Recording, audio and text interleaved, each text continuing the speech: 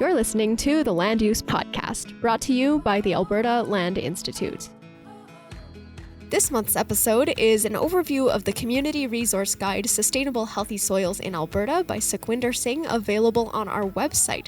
So stay tuned to learn all about soil health and how it's affecting the plants in your garden. With growing food insecurity and rising grocery prices, it's no wonder so many of us are looking into growing our own food at home. Maybe you've got a vegetable garden on your balcony, a garden or garden boxes in your front or backyard, a community garden plot, or even a small farm.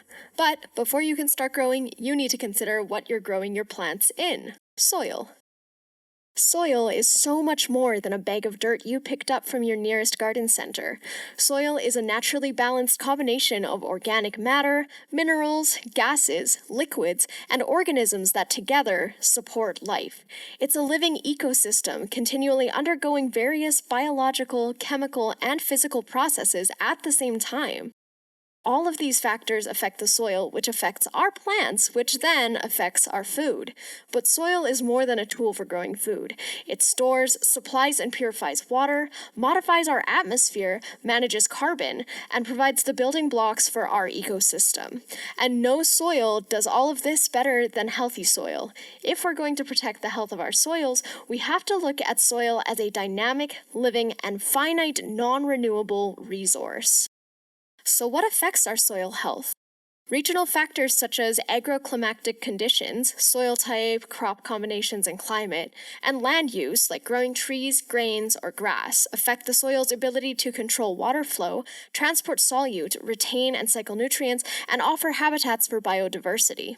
Lots of human activities can affect soil health as well, and can cause compaction, erosion, salinization, loss of organic carbon, depletion or excess of nutrients, loss of biodiversity, desertification, and contamination.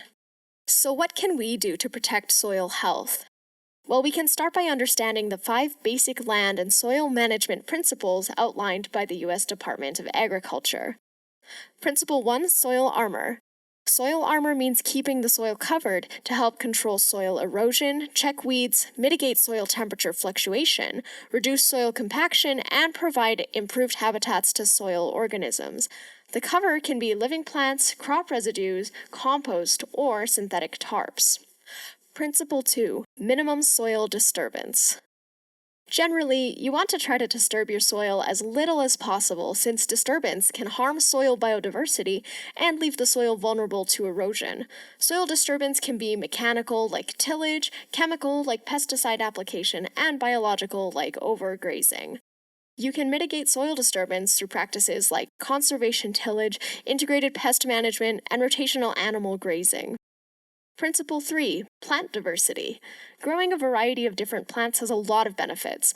Monoculture farming, or growing only one type of crop at a time, can encourage blight, pests, and soil depletion.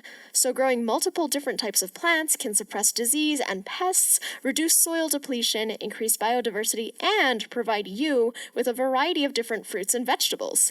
Principle 4, continual living plants and roots. Tying into plant diversity, having different types of plants and roots growing throughout the year improves soil biodiversity, increases microbial activity, and reduces soil erosion. Principle 5, livestock integration. This one may or may not be relevant if you have a home garden, unless you have urban chickens. Those cover crops we mentioned earlier can help feed your animals, and so can the weeds in your garden and certain types of crop residues. Make sure you research what kinds of residues are okay to feed your animals. With your animals helping you with weed management, you can reduce herbicide use, and your animals can provide nutrients for your soils through manure, though animal excrement requires composting before it can be used in your garden. So now that we understand the soil health principles, let's talk about practices that you can use in your garden. A good way to guide your soil health practices is to consider the 6 C practices of soil health. 1. Compaction reduction.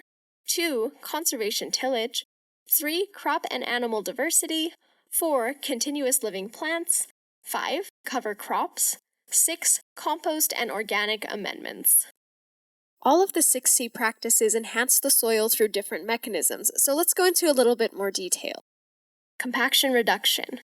Compaction is when soil particles are pressed through human activities such as regularly used pathways or the use of heavy machinery or equipment. Compaction reduces the size and number of pores and the volume of water and air in the soil while increasing the bulk density of soil. Most plants find it hard to grow in compacted soil, so you usually see little to no plant growth. Lucky for us here in Canada, soil compaction is mitigated to a degree by the seasonal freezing and thawing of the ground. It's good to avoid unnecessary foot and vehicle traffic on your soil, especially when the soil is wet. In the case of larger farms or plots of land, consider limiting your traffic to specific established paths. If you already have compacted soil, you may need to use a chisel plow or subsoiling to break up compacted layers. Make sure to wait until the soil is dry enough, since working with wet soil can also cause compaction. You can also use some cover crops for biodrilling, a process in which the roots of certain plants create biodrill channels through the compacted layers of soil. These channels are then used by subsequent crops to access the soil below the compacted layers. This method requires adequate soil moisture. We've mentioned tillage a couple of times already. Tillage is a mechanical act of mixing the soil to various degrees, primarily for preparing it for sowing, transplanting, or making seed beds. And we just talked about how tillage can be used to deal with soil compaction.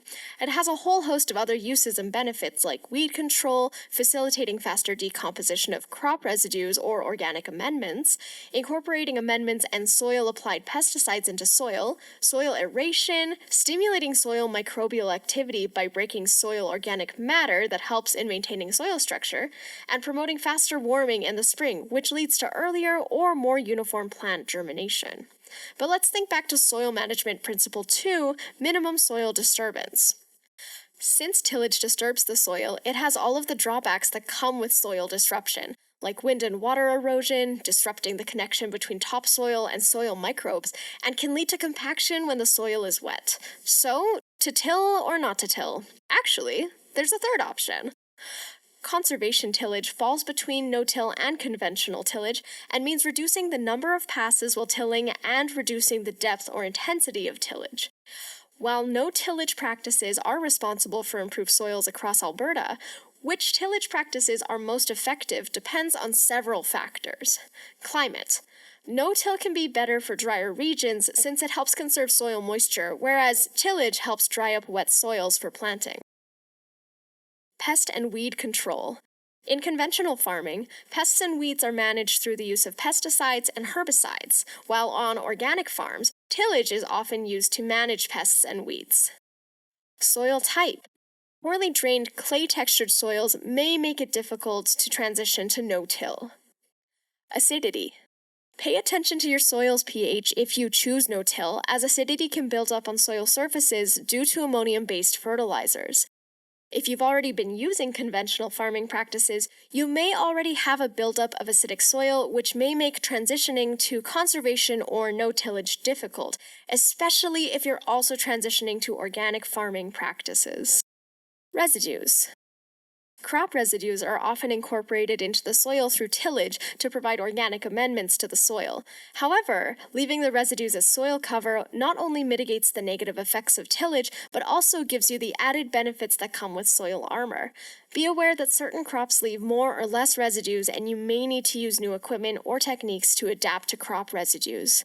Continuous living plants. Living plants and the aforementioned crop residues provide that soil armor we were talking about in the Soil Health Principles section. In addition to the benefits we discussed before, living plants also minimize soil disturbance, cycle nutrients and water, supply organic inputs through soils and litter fall, conserve moisture, and prevent erosion. Continuously living plants is the only 6C soil management strategy that protects the soil, improves diversity, and builds carbon. These plants can be perennials, pastures, or forages. Options are limited for plants that will grow over the winter, but winterweed and fall rye will survive through the winter. Other strategies like growing cover crops in the fall and early spring, intercropping, which is growing 2 or more crops in proximity, agroforestry, which is integrating trees and shrubs, and planting woody plants can also improve diversity, provide habitats for pollinators and other fauna, store soil carbon, manage pest attacks, and regulate water and nutrient cycles. Cover crops. Cover crops also provide soil cover or soil armor and are a category of crops that provide different types of ecosystem services. There are 5 different categories of cover crops. Legumes. Legumes actually fix nitrogen in the soil due to bacteria that live in their roots. They also suppress weeds, reduce erosion, and improve soil structure. Some legume cover crops are field peas, lentils, chickpeas, vetch, and clover. Warm season C4 grasses. Warm season grasses increase biomass and carbon in the soil by extending plant duration. In Alberta, these include sorghum and millet. Warm season broadleaves. Warm season broadleaves add biodiversity, and flowering broadleaves will supply pollen for pollinators. Sunflowers and buckwheat are in this category. Cool season C3 grasses. Cool season grasses grow quickly and can survive over winter, providing cover even in the coldest months. Cereal rye is a good option from this category. Cool season broadleaves. These broadleaves grow quickly and have deep roots, which can have the added benefit of reducing soil compaction. The deep roots can also help move macro and micronutrients from deeper in the soil to higher up, which will aid subsequent crops. Some cover crops in this category are turnips and radishes. Along with the benefits we already discussed, as cover crops decompose, they enhance microbial activity, which increases soil organic matter and improves water holding capacity and nutrient cycling. By covering the soil, cover crops reduce water and wind erosion that would otherwise reduce soil aggregation and promote carbon loss. Cover crops are a great way to increase your soil's rainfall capacity. Crop and animal diversity. We already talked about how avoiding monoculture farming can help with pests and diseases, but crop diversity has a lot of other advantages. Diversity increases stability, which makes your plants more resilient to abiotic stressors like temperature fluctuations, salinity, and drought or flood, and biotic stressors, pathogen infection from things like bacteria, fungi, and insects. To increase crop diversity, you'll want to use a combination of intercrops, cover crops, and perennials. Consider which crops can be grown at which times of year and which crops and plants can be grown together. Choosing to raise animals will also improve your farm diversity and increase carbon in the soil through manure. Be aware that having a wider variety of crops can be a bit more costly and require more maintenance. You may want to look into whether what you're planting will require special equipment for harvesting. Compost and organic amendments.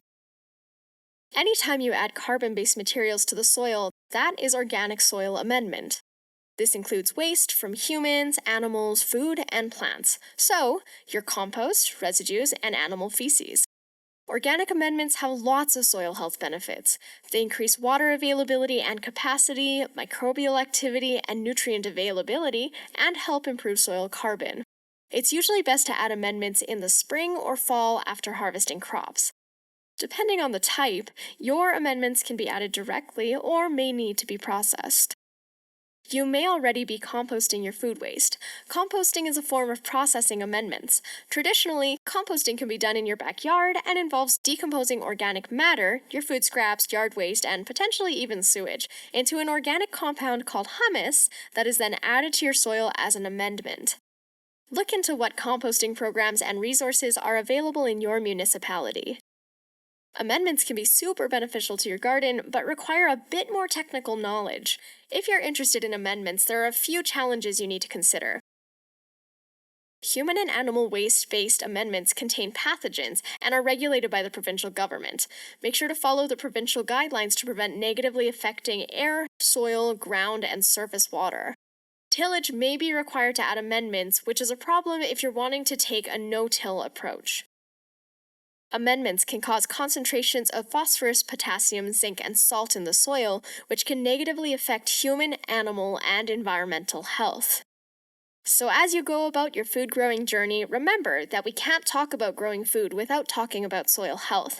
Soil is a natural resource, an amazing one that can provide for us and take care of us as long as we provide for and take care of the soil. Keep in mind the soil health principles: soil armor, minimum soil disturbance, plant diversity, continual live plants and roots, livestock-animal integration, and consider which soil health practices might meet your garden's needs. Happy growing! For more information, check out the Community Resource Guide, Sustainable Healthy Soils in Alberta on the Alberta Land Institute's website, and check out the resources listed in the description. This episode was based on the Community Resource Guide, Sustainable Healthy Soils in Alberta by Sukhwinder Singh, research funded in part by the Alberta Real Estate Foundation. Thank you so much for listening. Make sure to check out last month's episode, Soil Health in Alberta with Sukhwinder Singh, and follow us on all of our social media, Facebook, Instagram, X, and LinkedIn. Make sure to subscribe to our podcast so you don't miss out on any future podcast episodes, and thank you so much for tuning in to the Land Use Podcast.